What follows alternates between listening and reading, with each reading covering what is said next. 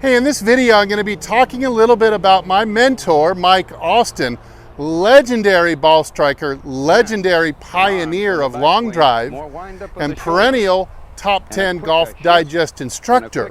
Now, many of Mike's claims sound like folklore and are provably false, but many of them were true, and you have to kind of ferret out which one was right and which one was wrong. But there's no question he had a legendary golf swing that absolutely functioned beautifully to everyone who ever watched him or played with him. He was super long, super straight, hit the ball amazingly well, and it is a golf swing absolutely worth emulating. So right after this, let's delve a little bit into his golf swing and how it compares to the golf swing that he instructed you compared to what he actually did. Stay tuned.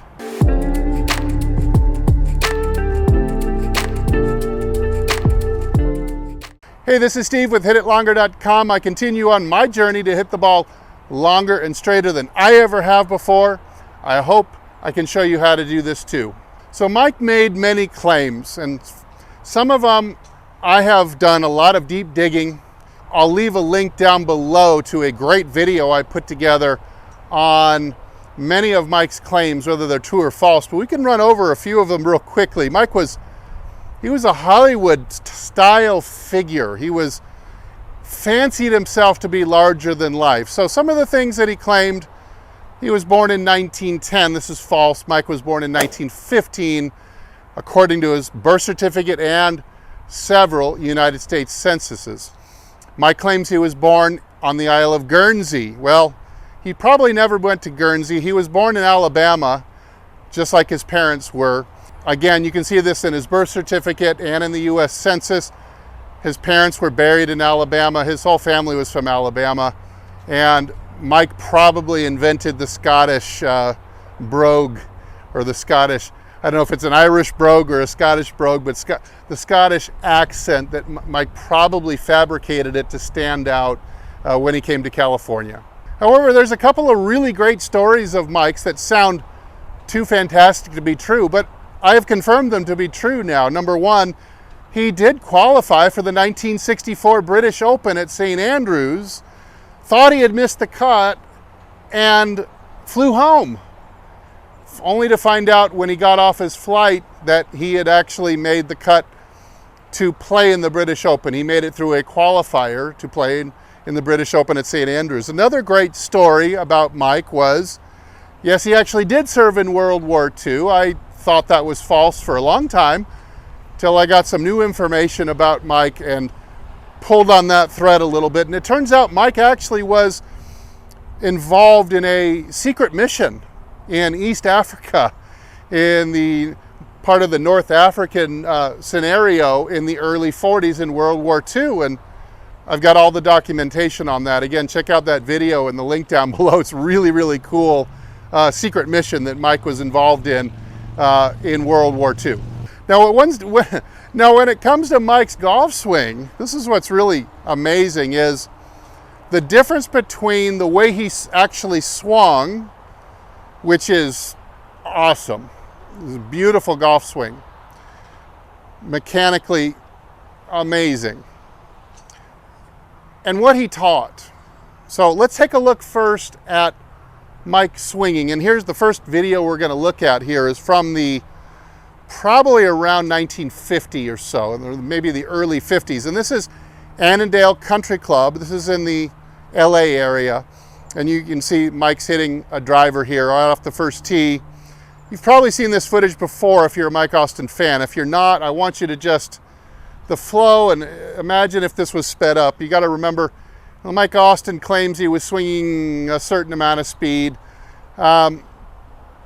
Probably Mike could swing over 130 miles an hour with a persimmon headed club and a steel shaft. I'd say 150 is probably outlandish. The guys who were winning the National Long Drive back in the 80s, they were hitting at 340 to 360 yards when they would win.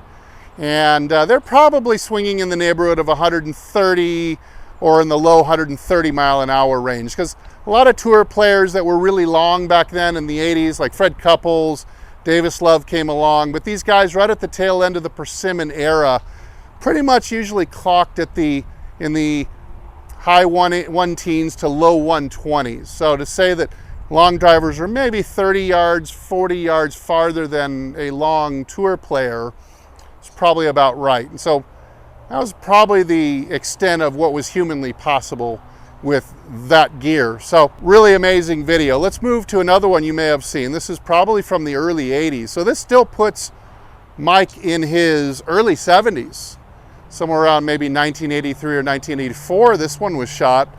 The course is still unknown to me, although it's definitely in the LA area. It could be Griffith Park, could be a number of different courses that are hilly like this.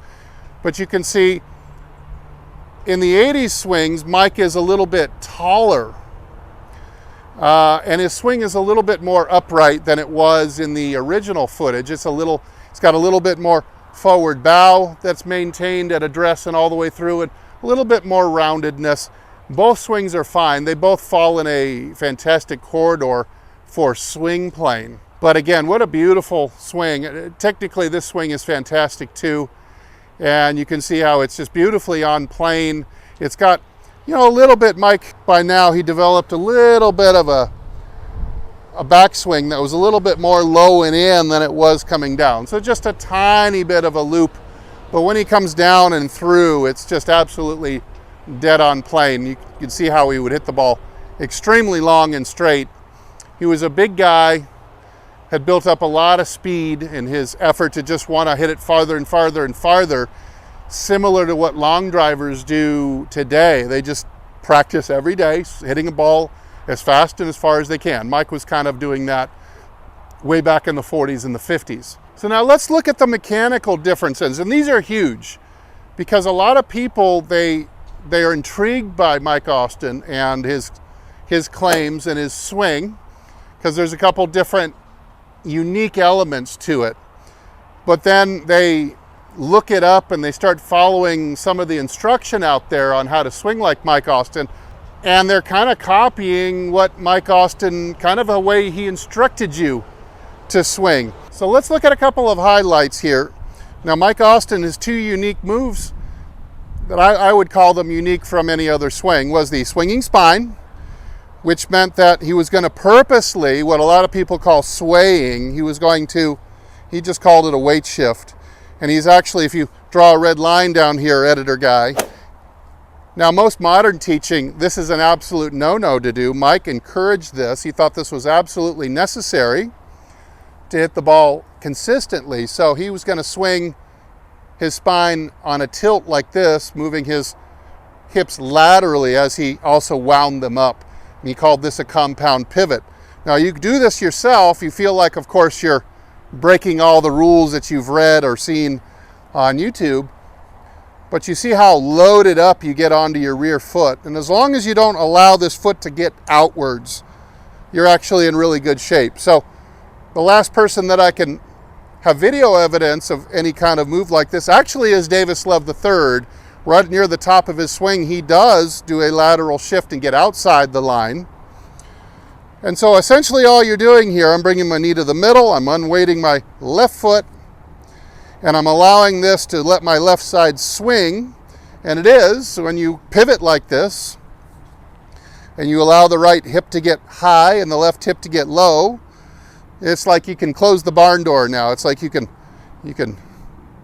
here, close the door. So your left side will swing low and around, and you can get a really large wind up when you do it this way. And it's simply symmetrical to what he wanted you to do on the downswing. So that was probably the biggest hallmark of the Austin swing, is the fairly large and aggressive swing of the hips from side to side, similar to a pendulum. He wanted us to use our spine not just as an axle to go around, but as a pendulum or as a lever to help us shift our weight and get exceeding ground forces, greater rotation, greater distance. Now, looking at it from down the line, what's really interesting here, this is a huge discovery in my career. We're going to draw a line right through his rump, was just how steady his rump depth stayed. So if he lined up at a certain angle at the hips, you can see he's a little bit more bent over in the earlier footage, but how well he maintains through the impact zone, it's really, really fantastic. Something definitely to strive for. I teach this swing. I teach what Mike Austin did at his best. The other thing you're going to see is how beautiful the shaft plane is. It just comes right on down. It's super shallow. His elbow gets in front of him so early because he's rotating, keeping the butt back, and he's going to come right on around. You can really see, looking at the back up the line towards him from the fairway angle, that Mike's club did not do anything that he professed. That it came from the inside, came into square, and then right around the arc, right around the corner, back around the arc to the inside again. That's how you see it in the 80s footage as well, although he's a little taller, not bent over as much, and the swing has just a little bit more verticality to it. More like Scotty Scheffler than Ben Hogan, let's say. Both of these are fine, but you can see the symmetry and the beautiful rate of curve in the hand path and the club head that allowed him to hit the ball very, very straight. Now, the second unique facet that Mike implored us to do was put the freest throw with the hands from extension into flexion with the right wrist, and really snap that club from the top. Starting from the top, we're going to attempt to throw the club through the ball with what he would call no impedance. In other words, all acceleration, no trying to time it, no trying to measure it or make it about the right amount, but free and fast. So freedom is what he really was after, with the hands flapping through, throwing the club head to reach high speed. With the posture and the plane he was at, it made it very easy to control the face. He did not flip the toe in the impact zone in these swings that you are seeing on the video. Now, let's go to the contrast. I've had students that came to me after Mike passed, and they were with Mike for years. And they all did exactly what you're about to see in this video. Of course, this video is probably just a year or two before his stroke. He had a stroke in 1989. So these were probably, around late 80s, I would say. So he's well into his 70s here. And still could swing the club, as you'll be able to see. You can hear it. You can make it whistle still. He's very able-bodied, very flexible for somebody in their 70s, very strong. What you're seeing is what he is demonstrating here. He's demonstrating this move. You can see that he is not maintaining the rump line from where he started. He's much taller in his torso. And the club is coming down way from the inside, and the toe is flipping over. So it looks like this, more like that.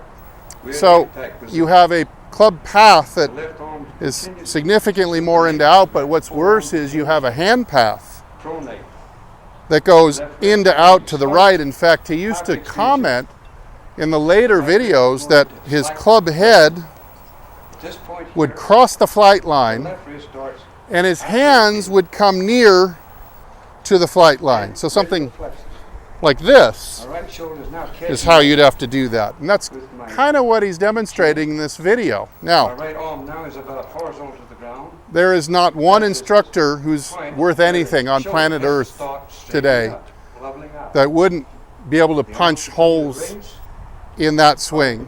It's not some secret that Mike Austin invented that no one else has the wisdom or the brains or the innovation to have considered. anybody that comes to them with that swing has massive issues with accuracy. Sure, you could probably hit a golf ball pretty far. I'm going to swing this club slowly so you can get it. Using this swing that he's showing you here, where he's really flipping this toe over, just like that.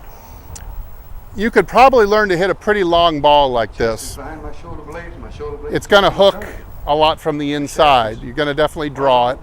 This is why Mike Dunaway, his protege, is moving a little bit like this. And Mike Dunaway hit a big roundhouse draw in every piece of video I've ever seen of him. He was a big inside-out drawer of the ball. But the problem is, becomes very difficult. You have to flip the toe over like this. So again, his club is crossing the flight line. Any club that's outside the flight line after impact, it means that the path was not straight. You're not hitting the back of the ball, which you need to hit the ball straight. You need your path to be reasonably straight if you want to be a good golfer. You can't be swinging way out into right field. You'll probably have to roll the face over so abruptly that it becomes very difficult to time the roll of the toe. And on top of this, you have a hand path that does not curve. 75% weight. He's doing this. The hand path is going not back around to the left, but out to the right and too straight up into center field, as he is demonstrating for you in that video. And so it's a very different style of swing, isn't it? What I'm showing you what he did and what he was teaching. Of course, he still has the compound pivot. He still has the free throw of the hands. But now you have two issues. You have an enormous issue with club face control. Mike used to say when he'd hit the ball, he never feared out of bounds. But with this method, you'll be out of bounds a lot. Mostly right, but on certain occasions, you'll be OB to the left. You'll be in the next fairway over with this swing, because if the hand path does not curve back, you must put that squaring force into the twist of the handle instead. You don't have enough squaring force if the handle doesn't curve enough. And so you're going to have a hell of a time catching three in a row that all have the same shape to them. You're going to hit a lot of pushes, a lot of hooks, nothing in between, hardly. The other issue you're going to have with a swing like this is low point control. You're probably going to come down swinging this far into out with the shaft getting very tall through impact. You notice how tall it is in his demonstration. And you're going to hit a lot of drop kicks and fat shots with irons. You're going to have a very difficult time. You might hit some short irons when you catch them flush. You might hit them really far, but you're really going to struggle with ball first contact. So the swing that he's showing you in this latest video is not a swing I would advocate following, but instead copy his earlier videos when he's actually hitting a golf ball. Long before his stroke, he's keeping his rump, he is swinging on plane, he is throwing the club around an arc to the left after impact, he's maintaining his rump so his elbow drops in front of his pocket. You can sling it around the corner. This is a swing you can use to go super long and straight. Definitely one that shares a lot of DNA with the best swingers today. Something that will really perform for you. All right, so while some of Mike's claims, like going to Emory University, going to Georgia Tech, he lived in Atlanta when he was a kid growing up, about the time when Bobby Jones was winning the Grand Slam and was becoming a folk hero, especially in that area. And I think Mike was kind of pretending, kind of like the movie Catch Me If You Can. He was kind of pretending to have Bobby Jones's life, only better. And he wanted to stand out once he got to Hollywood. He wanted to be an actor. He wanted to be a singer. He wanted to be important. And so I think he fabricated some of these things, but you always have to check every one of Mike's stories. So there's a big difference as well between the way he actually swung and the way he demonstrated the swing or taught people to swing later on that are still alive to tell the stories about Mike today.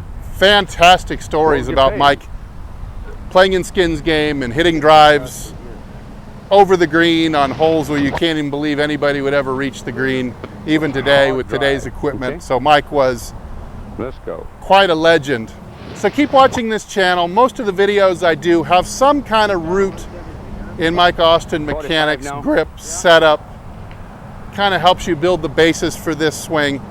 The way he did it, the way he hit it super long and straight over and over and over. As long drive legend Bobby Wilson once told me that Mike was straighter than all of us. I don't remember him ever missing the fairway very often in long drive competitions and exhibitions. Thanks so much for watching. I'm Steve. Don't forget to check out my website, hititlonger.com. And if I don't see you in the next video, I hope I see you longer and straighter down the fairway. Everybody take good care.